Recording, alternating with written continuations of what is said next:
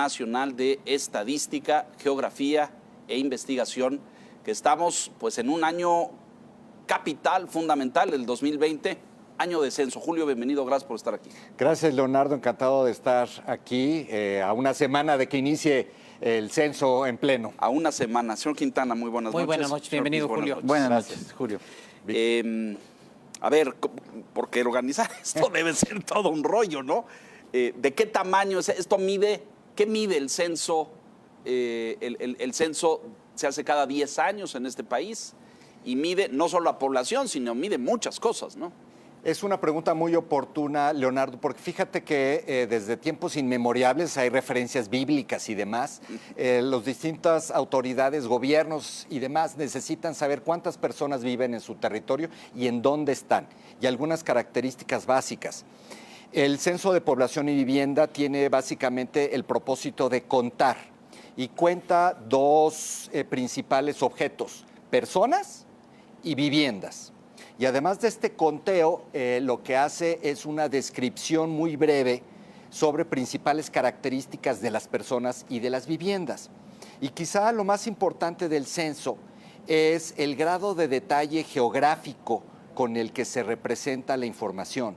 El Censo de Población y Vivienda es el que nos permite conocer a nivel de un pueblito en el ámbito rural cuántas personas hay, y en el ámbito urbano, en una manzana determinada, cuántas personas hay o cuántas viviendas hay, ¿no? Este es el programa estadístico más grande, de mayor envergadura, que hacen todos los países, incluyendo el nuestro. Y que en este año en particular, y lo apuntó el señor Quintana, por el tema del crecimiento demográfico, es el más grande en la historia de México. Es correcto. Anticipamos que haya una expansión con respecto al último censo de un buen número de millones de personas. Estamos ahorita en la hipótesis de trabajo pensando que van a estar cerca de 127 millones de personas que estaríamos contando. Eso estarían alojados en unos 36 millones de viviendas particulares y algunas viviendas colectivas. Y definitivamente este es un censo mucho más grande que el que se llevó una década atrás. ¿Cuántos éramos hace 10 años? Como 110 millones. 110. Sí. O sea que si la hipótesis se comprueba, habríamos crecido en una década 17 millones. Ya quiero sacar conclusiones, señor Quintana. Ya te adelantaste. ¿Qué nos van a preguntar, Julio? Porque la gente a veces, con razón, es desconfiada. Entonces, te van a preguntar si hay niños, las relaciones de parentesco de las personas que viven en una vivienda, los ingresos, creencias religiosas, afiliación política, no sé, ¿qué es lo esencial de lo que va a constar el cuestionario? ¿Preferencia sexual, por ejemplo, o fe, ¿no? Decías tú. Sí, creencia religiosa. Fíjate que hay distintos cuestionarios. El más común, el que se va a aplicar de manera universal, es el cuestionario que le llamamos básico. Ese tiene 38 preguntas que a un hogar normal o promedio en nuestro país debe demorar entre 12 y 13 minutos contestar, ¿no? Tiene dos secciones, una sección que aborda el tema de la vivienda, donde se pregunta algunas características básicas de la vivienda, cuántas habitaciones, el tipo de equipamiento y servicios con los que se dispone en la vivienda, y luego una sección de la población, de las personas.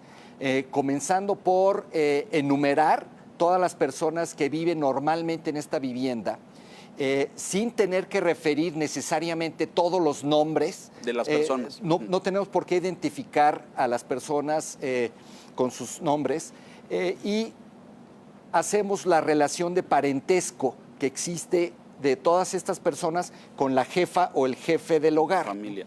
Y luego comenzamos a... Es decir, aquí vive una madre con 3 hijos, una cuñada y la suegra, o es decir, exactamente, eso sin tener que decir nombre y apellido, digamos. Exactamente, podemos utilizar nada más el nombre propio, o podemos decir mamá, papá, cuñada o correcto, suegra, hijo 1, hijo 2, etcétera. Y luego hay una serie de preguntas muy sencillas para cada una de estas personas: ¿dónde nació?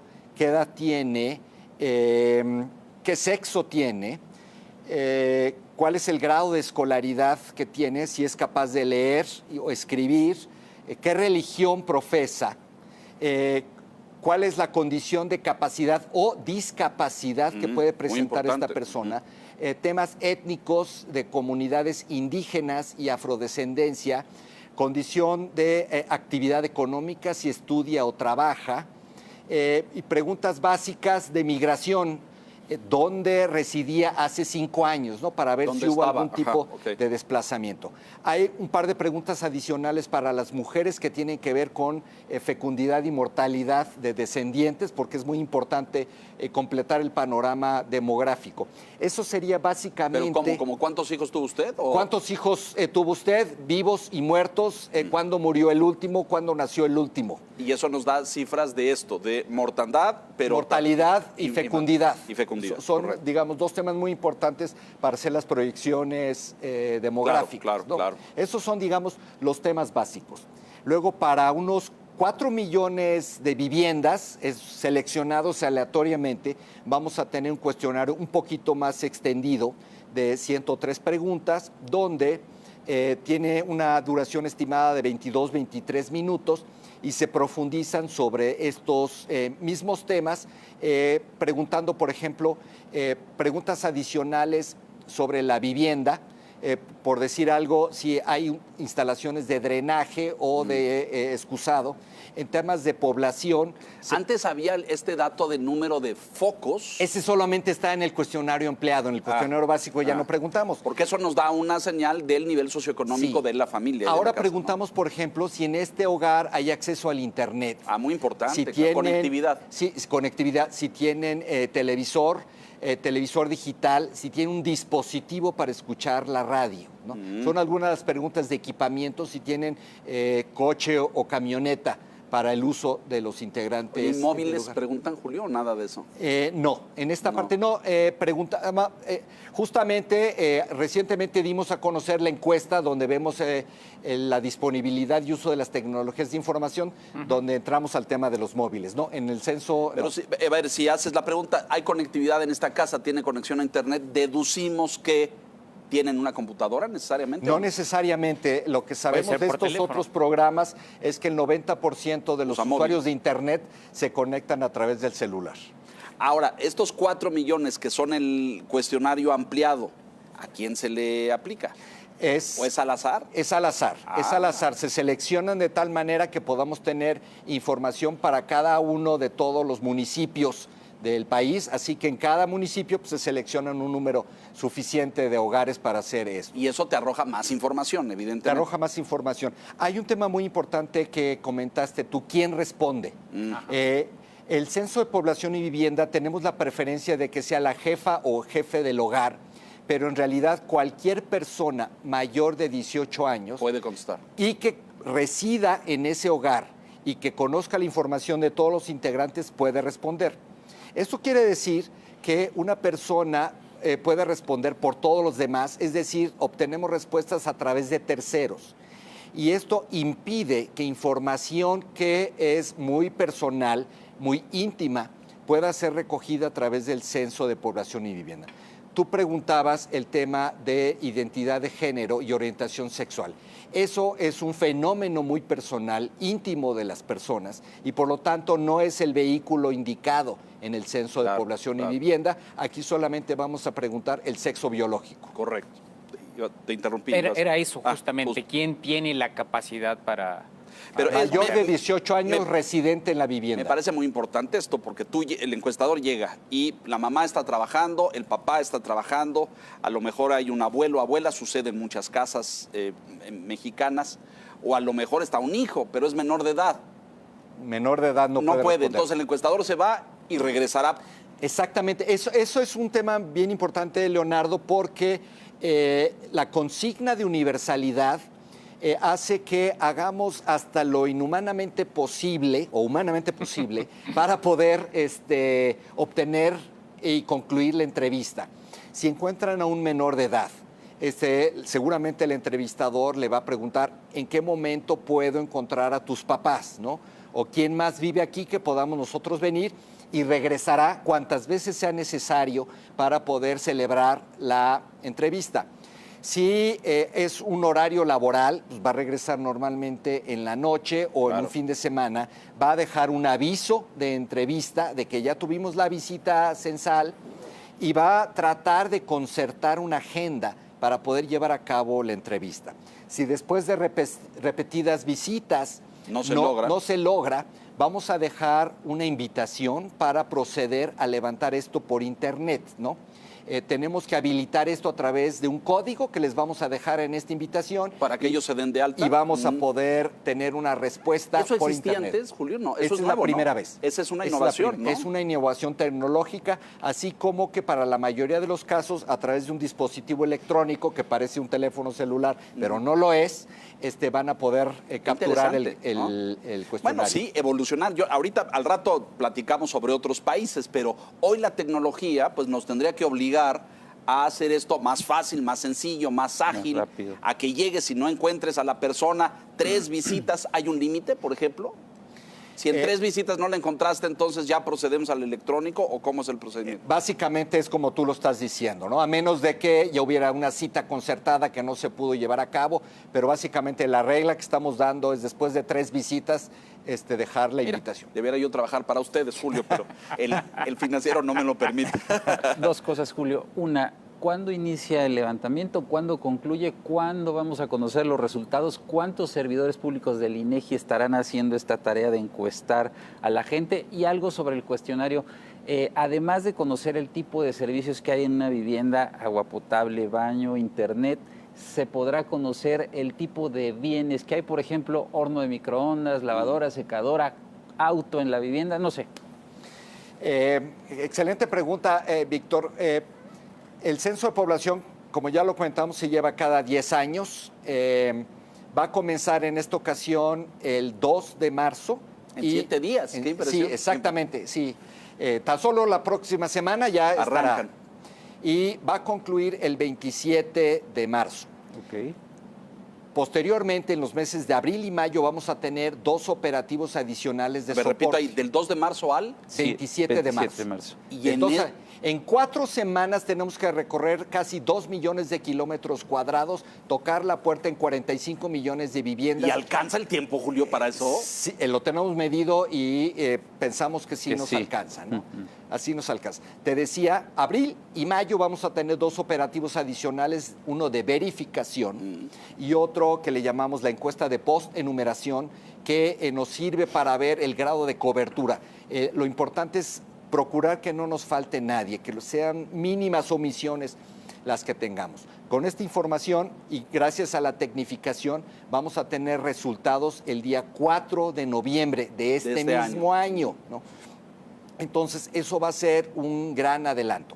En términos de equipamiento, sí va a haber preguntas básicas sobre refrigerador, lavadora, horno de microondas, y por primera vez vamos a preguntar el tema de las consolas de videojuegos, porque ya es, como hemos descubierto en otras encuestas, un vehículo muy importante para poder acceder al Internet, ¿no? Claro. Okay. Hay lugares donde no hay lavadora y hay consola. Ya hay de consola de juegos. internet, Así es, exactamente. así es. Déjenos hacer una pausa, vamos a mensajes y regresamos. Es apasionante esto porque en toda investigación, y lo hemos dicho siempre, hay un margen de error, ¿no es cierto? Y se calcula metodológicamente por el tamaño de la muestra, por la eficacia o eficiencia del instrumento, etcétera, etcétera. ¿Qué margen de error tiene el INEGI? Porque el INEGI en el censo, porque lo que estás diciendo que sucede en abril y en mayo, estos mecanismos de verificación son para reducir ese margen, calculo. Es correcto, es para corroborar la calidad del levantamiento, ¿no? Un censo de población tiene, repito, una vocación de universalidad. Vamos por el 100% de las personas. No Y son muestras, es no importante. son muestras, y por el 100% de las personas. A nivel internacional se acepta una cobertura del 98% como algo razonable. Entonces, típicamente hemos estado por arriba de esos niveles. Arriba al 98. Sí. Déjenos hacer una pausa. Es Julio Santaella, director del INEGI. El presidente, mire usted. Y yo aquí degradándote, qué bajeza. No hay ninguna degradación. Vamos a mensajes. Volvemos enseguida.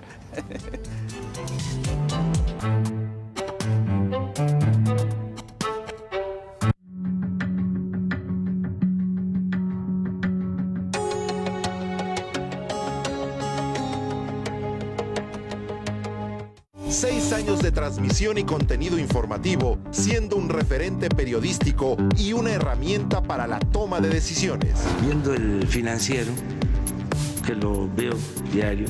Enriqueciendo temas de coyuntura. Fue exonerado formalmente por el Senado de los Estados Unidos. Cumplimos 6 años marcando la diferencia. El Financiero Bloomberg Televisión.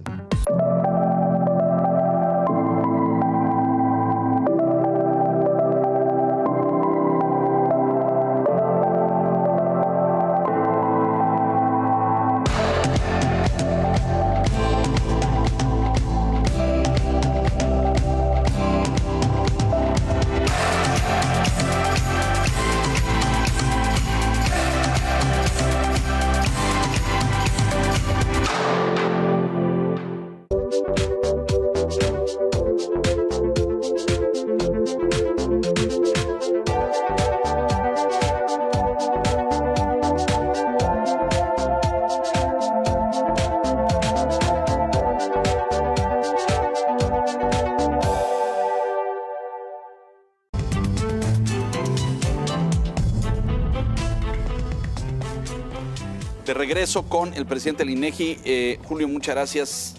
Esto empieza ya, lo has anunciado, el 2 de marzo. ¿Cuánta gente interviene y participa? Mira, exclusivamente para el propósito del Censo de Población y Vivienda, que es tan grande, estamos contratando más de 200,000 personas, ¿no? Esto es 10 veces el tamaño del instituto. De estos, alrededor de 150,000 van a ser personal que va a estar tocando las puertas, entrevistadores. Levantando información. Es muy importante recordarle a todo el público que nos ve en la silla roja que pueden verificar la identidad de nuestro personal. Deben de venir debidamente uniformados con un chaleco, un sombrero, una mochila, portar una credencial grande que muestre una fotografía y un holograma. Y además ponemos a disposición un número telefónico 800, una página de internet. Para comprobar. Sí, que es censo2020.mx, donde ellos pueden verificar incluso la fotografía de nuestros entrevistadores. Además de que hemos desplegado una campaña de comunicación muy amplia para que todo el mundo sepa que en el mes de marzo vamos a estar haciendo dos cosas muy importantes: tocando la puerta y haciendo preguntas. A ver, ahí, muy importante, sobre todo en el clima que vive el país hoy en día, ¿no es cierto? Porque pues, cualquiera se disfraza y va a levantar información valiosa. ¿La entrevista tiene que suceder en la puerta de la casa o es decisión de alguien? Oiga, pásele, siéntese y aquí platicamos más a gusto. ¿O no está permitido? ¿Hay un reglamento? ¿Cómo funciona esto? La instrucción que estamos dando a todo nuestro personal en el protocolo de la entrevista es celebrar una entrevista cara a cara en la puerta de la vivienda que será capturada en el dispositivo de cómputo móvil. Puede haber situaciones excepcionales donde pudiera ser necesario, digamos, ingresar a la cochera o algún pequeño A la vivienda. espacio de la vivienda. No es recomendable por la seguridad de los hogares que estamos visitando y por seguridad de nuestro propio personal, ¿no? Entonces, la instrucción es en la puerta de la vivienda. Y a la vista de todos. A la vista de todos. ¿Qué dispositivo es este que levanta la información? ¿Es una tableta? Le llamamos técnicamente un dispositivo de cómputo móvil. A la vista de todo mundo parece un teléfono celular inteligente. Sin embargo, está habilitado. Como de este tamaño, digamos. Sí, como de ese tamaño. Está habilitado exclusivamente para servir de captura de la información censal, aunque allí también se lleva el material de capacitación y otra serie de... ¿Y la transmite de inmediato o la almacena? Las dos cosas. Con cierta regularidad se va a estar transmitiendo de manera encriptada a nuestros servidores, donde vamos a nosotros a integrar esa información. También se almacena localmente en los dispositivos y después hay un procedimiento para que esta información sea traspasada a distintas oficinas locales que tenemos en todo el país para tener distintos esquemas de respaldo. Es un ejército, ¿no? 200,000. ¿De dónde sacaron 200,000 personas, no? Pues sí, hicimos un esfuerzo enorme de contratación todos estos meses, ¿no? ¿Todos son mexicanos? Todos, no necesariamente, son residentes en México, ¿no? Muy importante. Sí tenemos una serie de requisitos que solicitar, por ejemplo, el perfil que recomendamos es que sean oriundos del lugar donde van a llevar a cabo de la el región. censo. Muy sí, porque importante. eso es muy importante En primer lugar, para que ellos tengan un conocimiento previo de las condiciones de campo en las cuales van a estar haciendo el levantamiento, ¿no? Es decir, ellos conocen si hay situaciones de peligro, si es necesario hacer algún tipo de contacto con alguna persona para facilitar el acceso, también para reducir los gastos de campo y de viáticos, Claro. Y también para poder tener un mayor despliegue geográfico por todo el país, ¿no? Curiosamente, llegar a todos los rincones, sí, que es la meta. Curiosamente, 3/4 partes de todo el personal de entrevistadores que estamos contratando son mujeres, ¿no? Y esto es un tema muy importante porque pues en este entorno que hemos vivido, De violencia y agresión. pues tenemos que ser doblemente Cuidadosos, precavidos claro. y cuidadosos de esto, ¿no? Pero al mismo tiempo, la experiencia... ¿Sucedió porque así sucedió, porque las que contrataron eran más mujeres que hombres, o porque se fijaron una meta de que así fuera? No, así sucedió. Nosotros simplemente dimos un perfil de educación media superior, oriundos del lugar, y sucedió que tenemos una disponibilidad, un ofrecimiento muy grande de mujeres. La experiencia que tenemos nosotros en muchos otros operativos es que en general el informante, es decir, la persona que responde, tiene mayor facilidad en promedio para las mujeres. Ah, mira, qué interesante. Ese es un fenómeno ahí sociológico que vale la pena estudiar. Generan más confianza. Pero también el hecho de que son contratos eventuales por un periodo relativamente corto, en el más breve de unas 6, 7 semanas, pues es muy conducente a que sean mujeres las que van a llevar a cabo este trabajo. Hay mucha gente, Julio, que desconfía.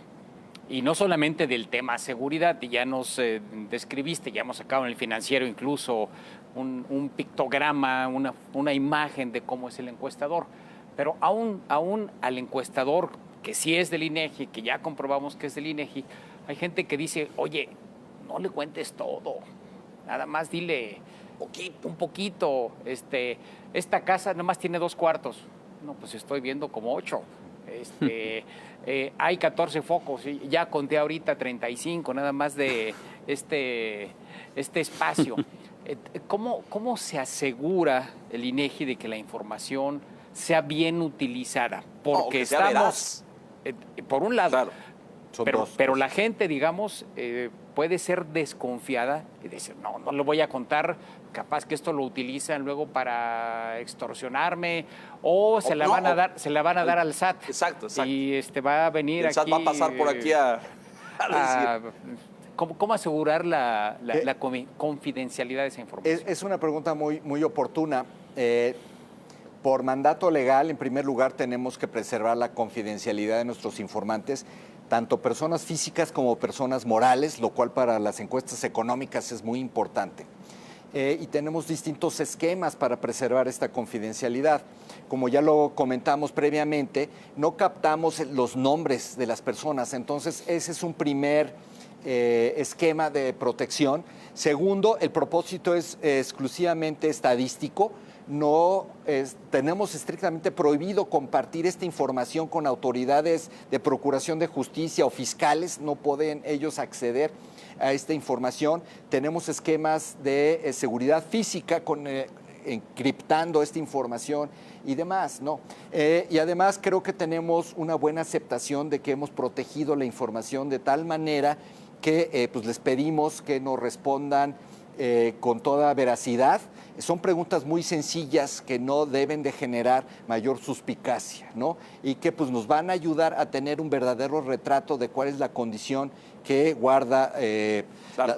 la población y las Pero en viviendas. este sentido, para vencer la desconfianza, su campaña de comunicación o este tipo de cosas hace énfasis en que la información está segura, está resguardada, se utiliza con fines estadísticos, no se le da al SAT, no se le da a Gobernación, no se le da a ningún partido político, ¿no? Es decir, hay que hacer mucho énfasis porque sí vivimos en una era pues de profunda desconfianza. No, tienes totalmente toda la razón. A esto hay que añadir algo que ya comentamos, ¿no? La invitación a verificar la identidad de nuestro personal operativo, de tal manera que no tengamos impostores tocando la puerta durante este periodo, ¿no?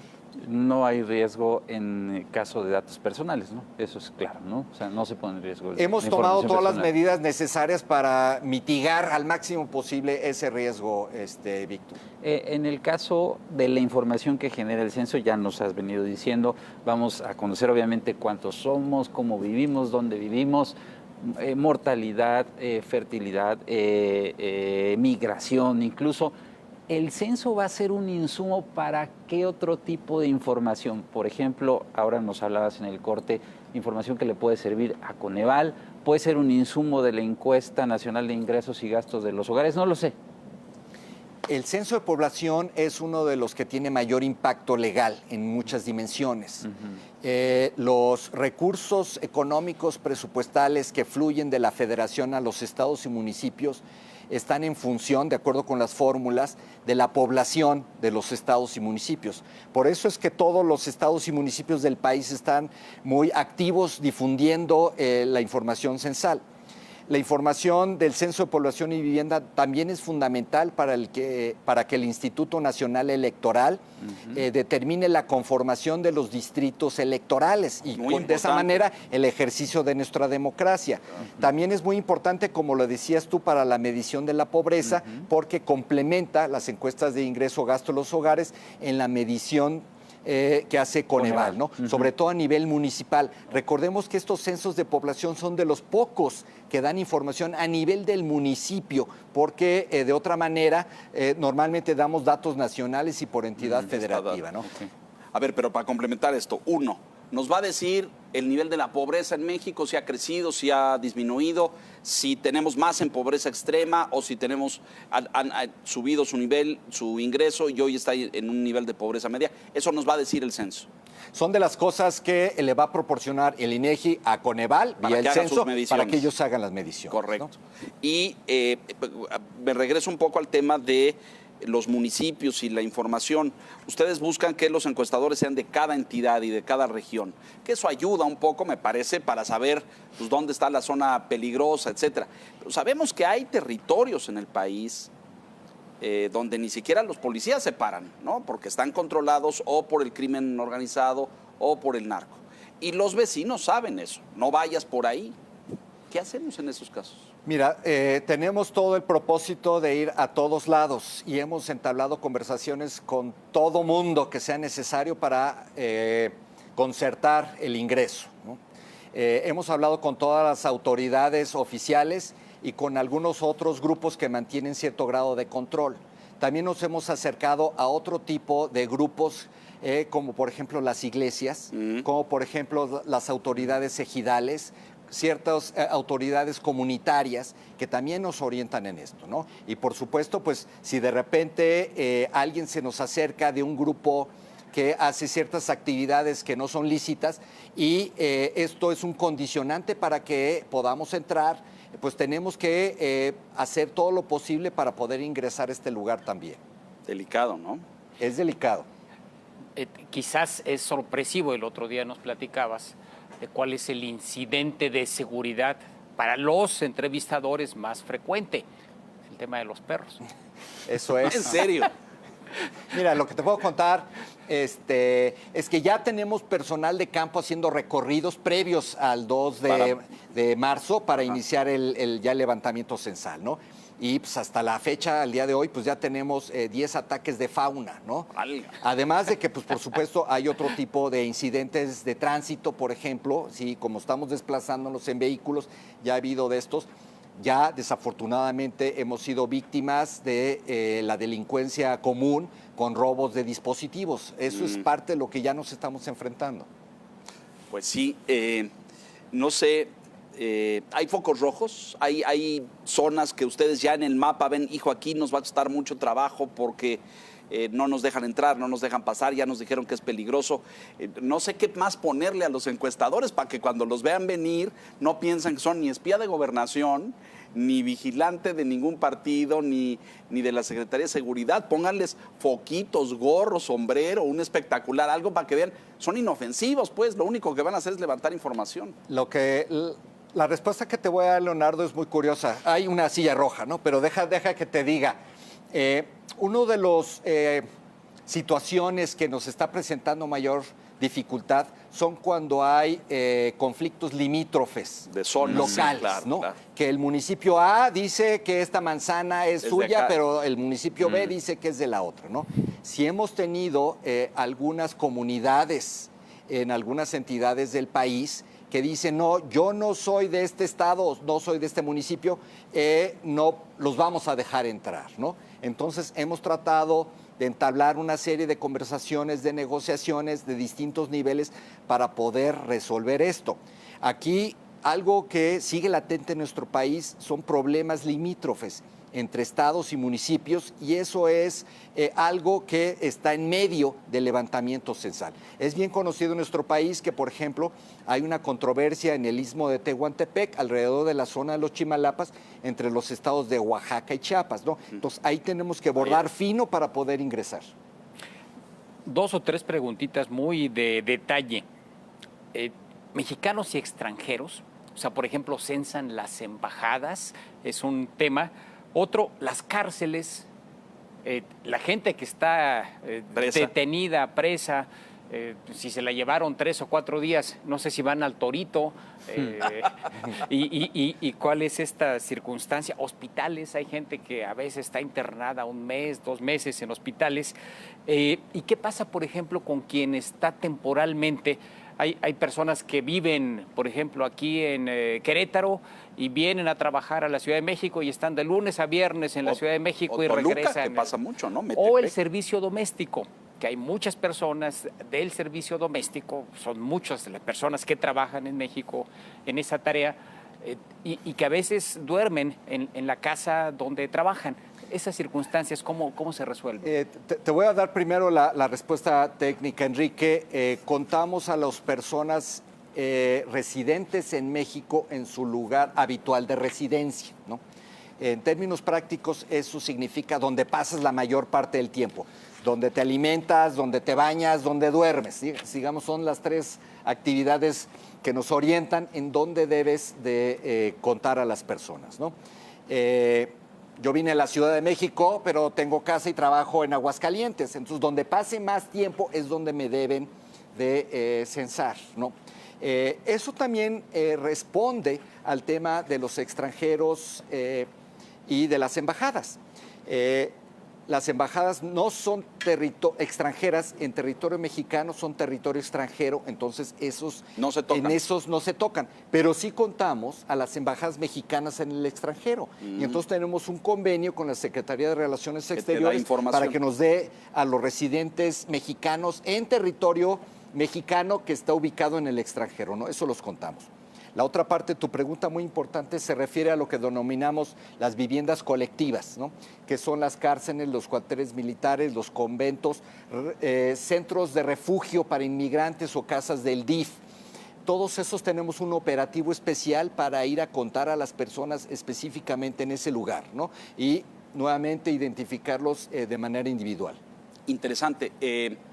Los migrantes, hoy tenemos un problema en ascenso en México con estas caravanas centroamericanas que hemos detenido fundamentalmente al sur del país, y también tenemos los que se han quedado atorados en el norte y que no han podido cruzar, pero que no están ni en su lugar de residencia, que están en tránsito y que muchos de ellos son extranjeros. ¿Qué hace el INEGI en este caso? Prácticamente todos ellos los vamos a tomar ya como residentes habituales en México. El caso más claro es de la comunidad haitiana que está en Tijuana. Ya llevan más de 1 año ahí. Esos definitivamente ya los tenemos contemplados para hacer un levantamiento. De hecho, por cierto, tenemos una traducción al inglés, al francés y a lenguas indígenas del cuestionario para Muy bien, poder tener claro. una cobertura completa. Si están en tránsito, digamos, están montados en la bestia, probablemente se nos pudieran llegar a escapar. Pero si ya están alojados en un centro de migración, allí sí los vamos a poder Sí, porque están ubicar. Alojados allí. Contenidos y alojados, y además con servicios. Pero hay otros que no están en un centro, ¿no? Y que están buscando. Pienso mucho en Tijuana, donde hay una población flotante que está en el intento continuo y es rebotado y otra vez y es rebotado, y entonces me espero 1 mes y trato por otro lado. que no están en un centro de atención a migrantes ni en un albergue. ¿Cómo localizar a esos? Es muy difícil, ¿no? Esa población va a venir capturada junto con el operativo que tenemos para contar a las personas sin vivienda o las personas que están en estado de indigencia, ¿no? Que ya tenemos ubicados donde son normalmente los lugares donde hay pernocta y un día, una noche en particular, Levantar durante este información, periodo ajá. hacemos un barrido completo y a contarlos todos. Me pregunto si habrá resistencia ahí. ¿Los migrantes querrán ser contados y registrados? Tengo dudas ahí. No lo sé. Yo espero que nos respondan también. Dos cosas, Julio. Hablando de migrantes, las familias cuyo jefe de familia puede estar trabajando fuera de México o el hijo a lo mejor está estudiando igual fuera de México, eso también lo va a registrar el censo. Y lo otro, sobre la cobertura del censo, decías, este es el ejercicio de medición estadística más grande que se haya hecho en México, por la muestra también, como comentaba Enrique, está asegurado que así lo sea, con la visita de estos 51 millones de inmuebles, este recorrido de más de 2 millones de kilómetros que se hará entre el 2 de marzo y el 27 de marzo? Sí, tenemos distintos insumos para poder cerciorarnos que no nos falte nadie. Uno de ellos, por ejemplo, fue el levantamiento de los censos económicos el año pasado, que fue sobre todo en una parte urbana. También estamos utilizando la tecnología de otra manera. Tenemos un mosaico de imágenes satelitales donde hemos identificado cierta actividad que sugiere que hay asentamientos humanos. Y eso hemos hecho actividades de verificación en campo y los incorporamos a nuestro inventario y la planificación censal. Y también una parte muy importante es que hemos compartido con las autoridades locales, estatales y municipales la planificación a través de la cartografía, ¿no? Les decimos a cada presidente municipal, este es el mapa que tenemos nosotros con estas colonias, estas localidades, dime si hay algo que me esté faltando, ¿no? Claro, claro. Y entonces recibimos algún tipo de retroalimentación. Ujú. Y con esto es como pensamos que vamos a poder garantizar, llevar a buen término Es la como planeación. llegas con el mapa y dices, oye, aquí había un río. Sí, porque además ya va a se haber secó. puntos los que quizá va a llevar mucho tiempo, ¿no? Llegar ahí, o sea, Claro. 2, 3 horas. No, y ya hablamos de los recorridos de Sí, campo que ya sí, está haciendo sí, sí, nuestro sí, personal sí, ahorita, sí, sí, sí. precisamente con ese De propósito. avanzada, claro. Rancherías, esas comunidades ahí alejadas, metidas en La la punta de montaña, un en la cerro. sierra, hasta allá van los Sí, encuestadores. sí, como es universal, allí tenemos que ir a cerciorarnos que siguen habitadas. Y que están ahí. Existía aquel sello que se ponía en la puerta de las Censada, exacto. decía. ¿Esa permanece? ¿Eso se sigue haciendo o ya no se hace? Vamos a seguir utilizando una etiqueta censal, que desde la primera visita vamos a dejarla en la puerta de la vivienda, ¿no? Esto es parte del control operativo que nosotros llevamos. Sí, permanecía por años, recuerdo. Ahí se quedaba y uno veía. Hay ¿no? alguno de 70 que todavía tiene por Que ahí todavía pegado. tiene, ya que la pinte, por Dios. Vamos a hacer una pausa en esta interesantísima información del censo general, poblacional, de población y vivienda en la República Mexicana. Volvemos.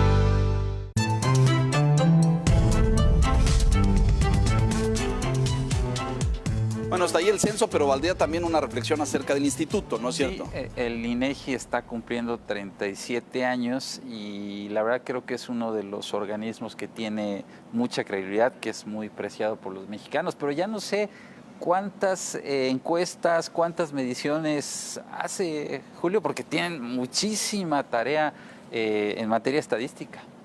Así es, Víctor, hacemos muchas otras cosas además del censo. Si bien el censo de población y vivienda es el programa más grande, mayor recursos, pues continuamos con las labores cotidianas del instituto, ¿no? Entonces, todo información de coyuntura mucha. El esquema de información económica sigue. Seguimos cotizando los precios y armando el índice de precios al consumidor y el de productor. Seguimos levantando las encuestas económicas para dar información de coyuntura que junto con unos registros administrativos integramos en el sistema de cuentas nacionales para dar, entre muchos otros datos, la información del Producto Interno Bruto, como lo hicimos recientemente, ¿no? También tenemos en puerta pues otra serie de proyectos en materia sociodemográfica, como la encuesta de ocupación y empleo, que es continua, y otra serie de encuestas de esa naturaleza. En temas de gobierno y seguridad pública, pues estamos por iniciar también el levantamiento de la encuesta de victimización y percepción de la inseguridad, claro. Muy importante, porque ahí es donde sabemos cuántos delitos se cometieron o de cuántos delitos fueron víctimas las personas en nuestro país, así como qué porcentaje se denunció de estos delitos. Y por si fuera poco, tenemos también muchas actividades geográficas, haciendo las mediciones de la Red Nacional Geodésica para poder dar información fundamental para la toma de decisiones de nuestro país. Sí, es vital lo que la sí, tarea sí, que hace el INEGI. Pienso, es como la madre de todas las encuestas, ¿no? Así es. Yo he percibido en el sector muy exclusivo de los encuestadores del país, ¿no? Que son estos que siempre dicen que tienen el dato más sólido y más firme, criterios de interpretación. El INEGI arroja los datos duros, y los que interpretan ya son pues otros, las universidades, la academia, el Coneval, etcétera, porque ustedes lo que hacen es ofrecer la información medida estadísticamente. Es correcto, Leonardo. Aquí, digamos, es muy importante conocer que para poder hacer un programa estadístico, lo primero que tenemos que hacer es una detección de necesidades, y con base en esa detección de necesidades tenemos que hacer un planteamiento conceptual y operativo para ver si se puede recabar de alguno de los procedimientos que tenemos establecidos, ¿no?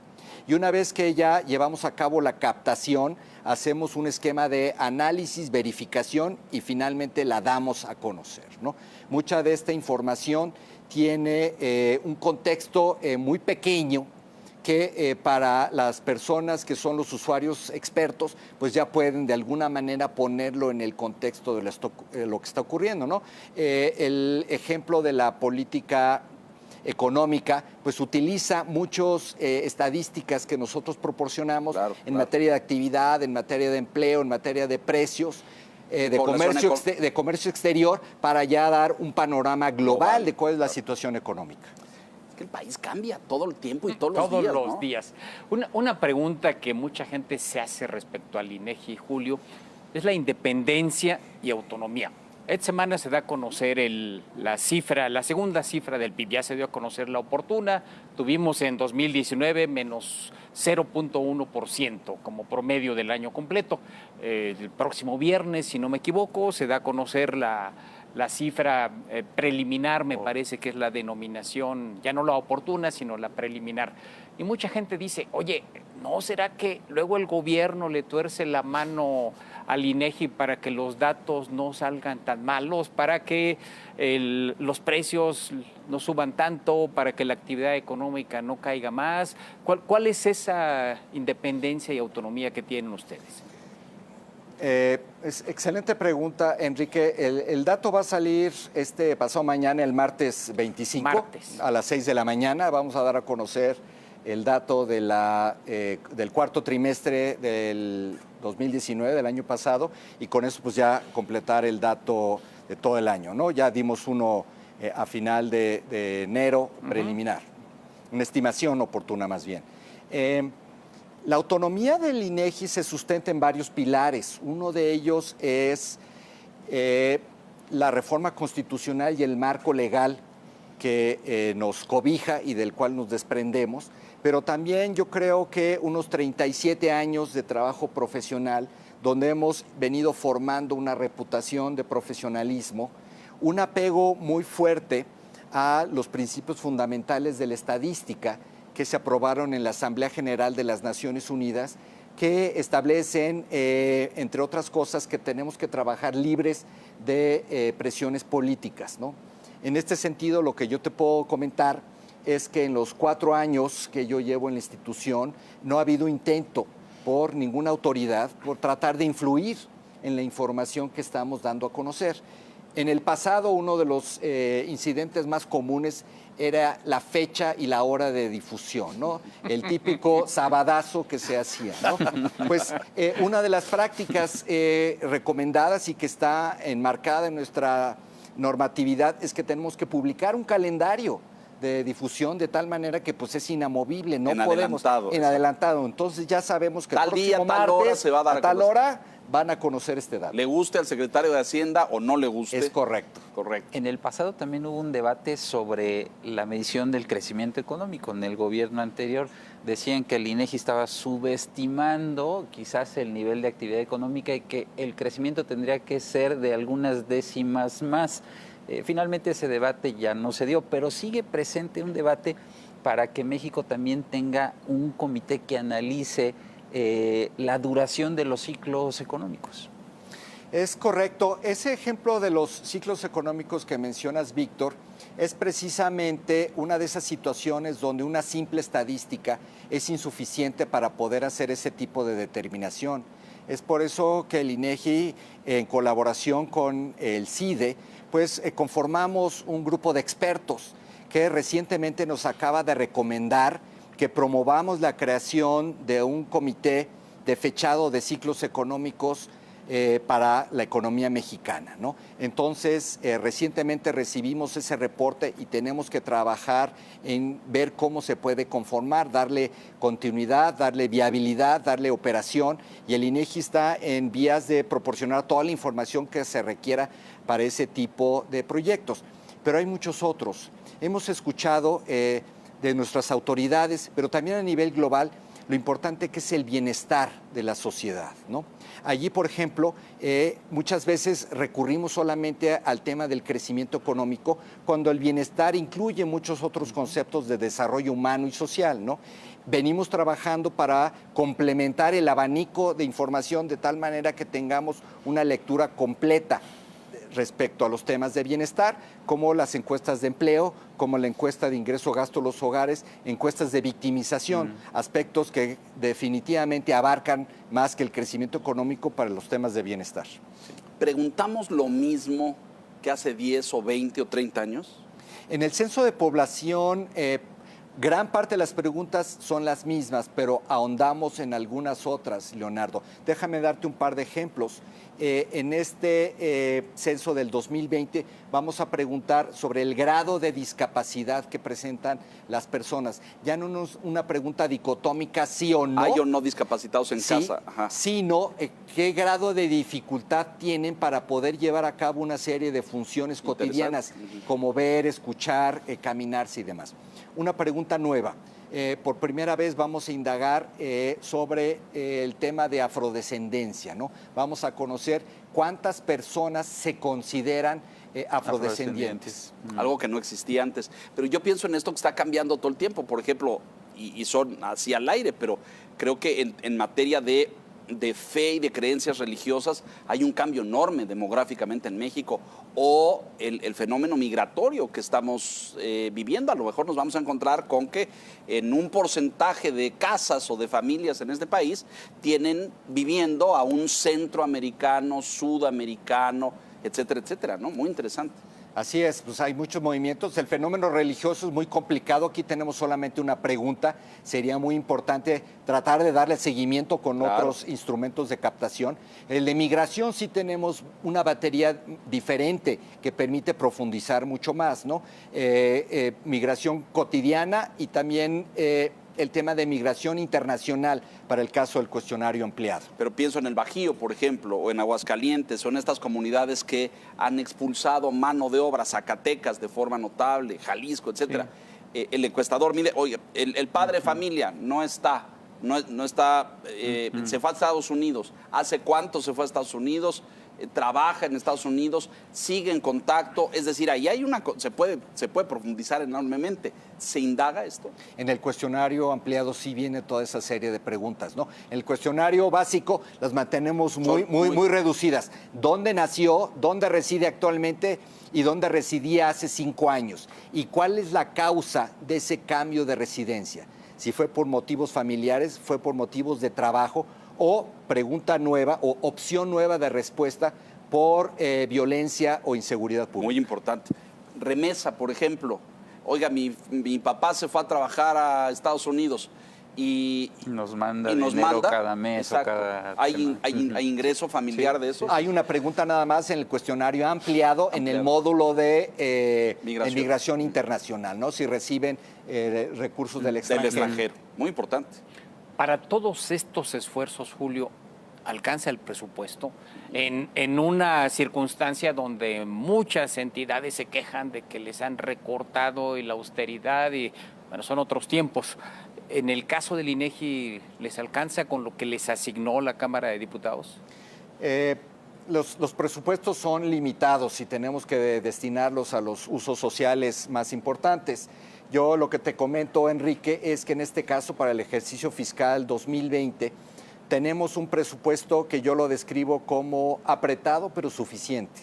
Es decir, la Cámara de Diputados tuvo a bien darnos un recurso que es el que se requiere de acuerdo con nuestra planificación para poder llevar a cabo tanto el ejercicio censal como las labores cotidianas de nuestro instituto, ¿no?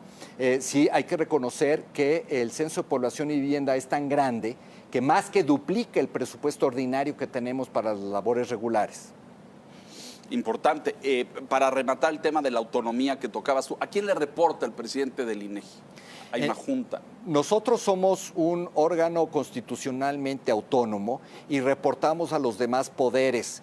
Tengo una obligación de reportar a los poderes ejecutivo, legislativo y el judicial, un reporte 2 veces al año, además de que estar a disposición de cada vez que el poder legislativo me cita, pues tengo que acudir a eso.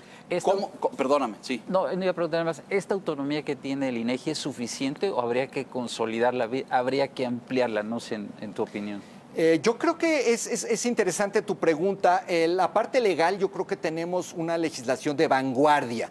Sin embargo, yo creo que hay distintos aspectos que podría mejorarse. Uno de los temas es la autonomía presupuestaria, ¿no? Nosotros tenemos que pasar primero por un techo presupuestal que nos informa la Secretaría de Hacienda antes de que la Secretaría integre el proyecto de presupuesto de la Federación. Aquí somos distintos de otros órganos constitucionalmente autónomos como el Instituto Nacional Electoral o la CNDH, ¿no? Sin embargo, creo que la autonomía también se tiene que ir ganando día a día con calidad en la información estadística que vamos dando, ¿no? Y en eso estamos abocados. Hoy no son presupuestalmente autónomos, no lo son. No. Dependen de que les asignen los recursos, claro. Es correcto. En esta línea iba yo a consultarte, ¿cómo darán a conocer los resultados? ¿Le informas primero a los poderes y el reporte? Porque, claro, esto es yo he visto los reportes de los censos, puede ser un directorio gigantesco. ¿Hacen una versión sintética y te reúnes con los poderes para darles a conocer? ¿O lo hacen públicamente a los medios, a todo el mundo al mismo tiempo? ¿Cómo funciona? Exactamente como acabas de decir recientemente.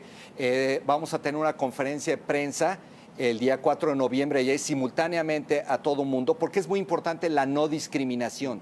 Todo México tiene derecho a conocerlo simultáneamente sin ningún privilegio, ¿no? Correcto. Entonces, ese día daremos una serie de herramientas, incluyendo tabulados y presentaciones y demás con los resultados. Se sube al sitio, lo ve todo el mundo, etcétera. ¿No es el día de las elecciones de Estados Unidos ese? El día 4 de noviembre. No, porque no es el martes. ¿Qué día cae? El 4, No recuerdo sabemos. exactamente, hay que Digo, checar. porque empalmarse Ahorita lo ahí buscamos. con la batalla entre Pero el Trump censo y- es en la mañana y la elección sería Es ya. todo el Elecciones día, todo todo el el día día. cierran en la tarde. Bueno, conclusiones porque se nos acaba el tiempo, Pues, señor Piz, por favor. desearle a Julio y obviamente al INEGI mucho éxito en este ejercicio y que sea un buen censo. Gracias, Víctor, muy amable. Es el miércoles.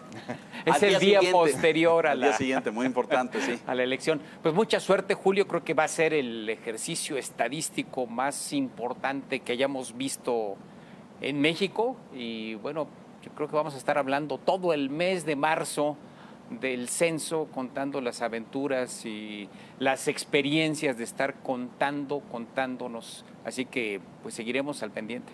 Muchas gracias, Enrique, eres muy amable.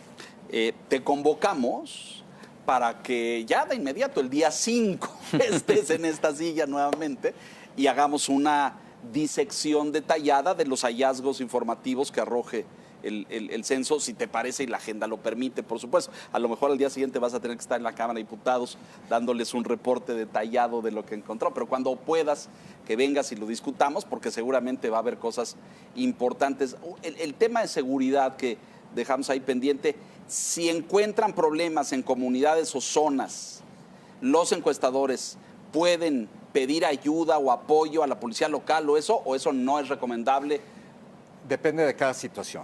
Hay situaciones donde es preferible ir o no ir con ese tipo de acompañamiento. A eso me refería, exacto. Sí, porque a lo mejor si ven que vienes con la Guardia Nacional, no te van a abrir la puerta, ese es un hecho, ¿no? Sí, sí, sí. Pero aquí, en cuanto demos a conocer los resultados, pues parte de la misión es difundirlos y usarlos. Claro. Y me voy a dedicar precisamente a ello, ¿no? Noviembre y A diciembre. difundirlos, a usarlos. Espero que ustedes Que también. los usen. No, nosotros sí los haremos muchísimo.